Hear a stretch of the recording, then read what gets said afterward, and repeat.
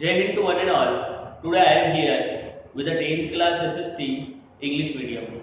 Today we are going to discuss about unit number 4 of Pariksha Board, that is the first freedom struggle of 1857.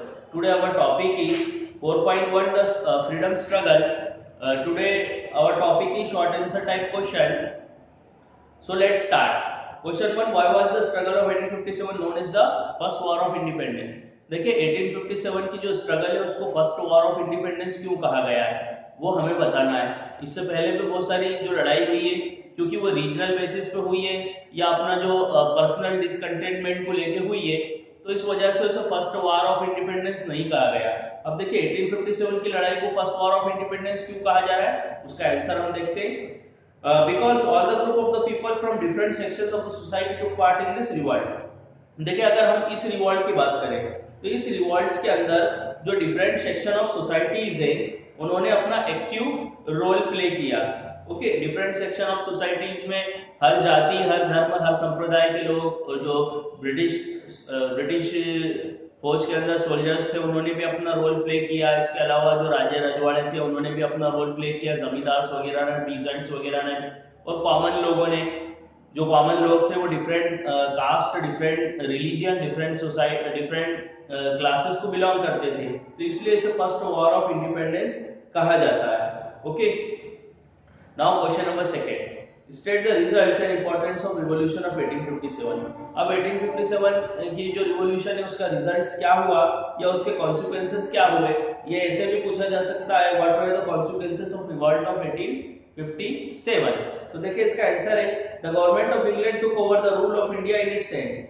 जो England की government थी उन्होंने India का जो शासन है वो अपने हाथ में ले लिया, और इसके अलावा जो यूरोपियन फौज है, मींस जो ब्रिटिश फौज है, उसके अंदर जो सोल्जर्स है उसमें इंडियन लोगों की तादाद कम कर दी गई और ब्रिटिश लोगों की बढ़ा दी गई। अब ministry of India was appointed in the British ministry.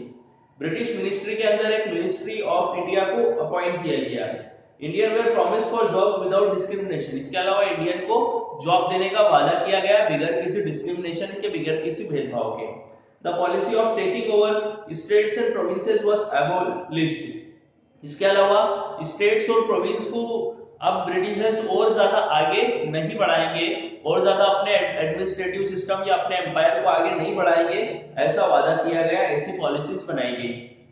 In this battle both the people and line soldiers combinedly faced the Britishers। देखिए यदि हम बात करें 1857 की लड़ाई के इंपॉर्टेंस की, तो यहाँ पर सोल्जर के साथ साथ जो कॉमन मैन थे उन्होंने साथ मिलकर ब्रिटिशर्स को फेस किया, और इसके अंदर हर कास्ट के, हर धर्म के, हर जाति के लोग, यहाँ तक कि जो ट्राइबल लोग होते हैं वो भी जुड़े हुए थे।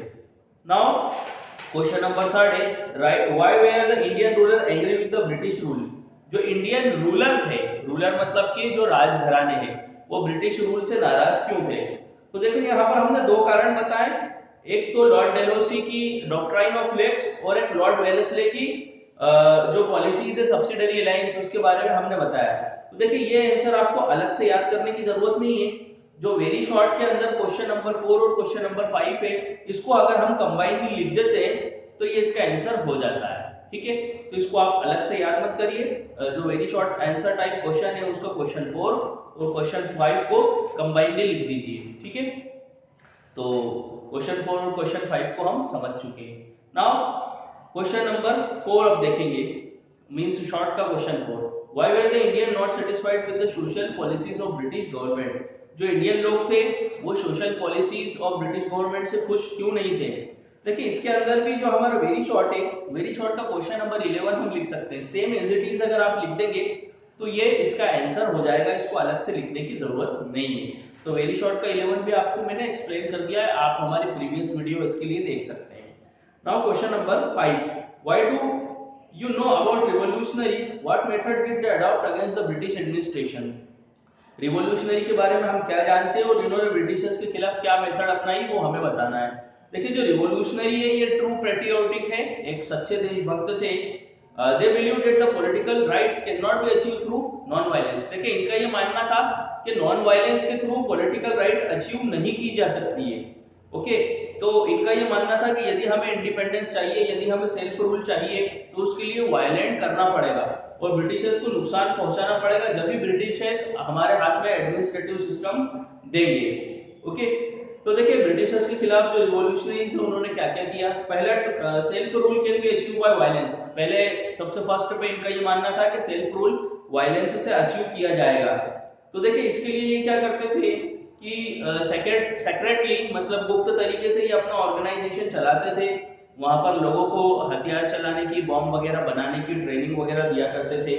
और इसके अलावा आजादी के लिए ये अपनी जान न्यौछावर करने को भी तैयार थे। Okay, now question 6, how were the cottage industry affected by the British policy of economic exploitation? देखिए इंडिया की जो कॉटेज इंडस्ट्रीज है वो किस तरीके से अफेक्ट हुई ब्रिटिशर्स की इकोनॉमिक एक्सप्लॉइटेशन की पॉलिसीज से।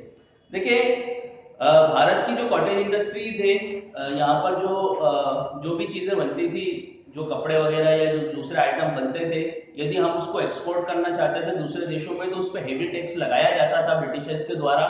तो इस तरीके से ये विदेशों में जाके माल महंगा हो जाया करता था, और जाहिर सी बात है जब महंगा होगा तो इससे खरीदार कम होंगे।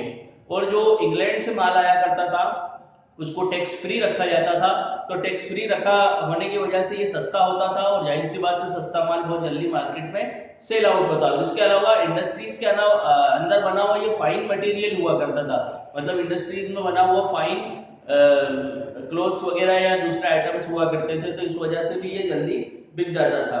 तो देखिए इस तरीके से जो ब्रिटिशर्स है वो इकोनॉमिकली एक्सप्लॉइट किया करते थे इंडियन लोगों को। ओके, तो इसने ये पॉलिसीज ने जो इंडियन लोग हैं उनको इकोनॉमिक स्लेवरी में डाल दिया।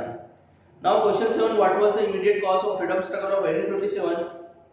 तो इसका जो आंसर है ये आपका जो वेरी शॉर्ट का आंसर नंबर 8 है वो आप इसमें लिख सकते हैं। मतलब इसके लिए कोई अलग से आंसर याद करने की जरूरत नहीं है। मतलब वेरी शॉर्ट का जो आंसर नंबर 8 है, सॉरी आंसर 8, ये आप लिख सकते हैं, ये इसका आंसर हो जाएगा। तो वो आंसर 8 में आपको एक्सप्लेन कर चुका हूँ कि इमीडिएट कॉज क्या है 1857 की लड़ाई की, वही लैडेड कार्टेज जो मैंने कल के लेक्चर में आपको एक्सप्लेन किया था। तो यहाँ पर हमारे जो लॉन्ग आंसर है वो कंप्लीट, सॉरी यहाँ पर हमारे जो शॉर्ट आंसर है वो कंप्लीट होते हैं। कल से हम लॉन्ग आंसर देखेंगे।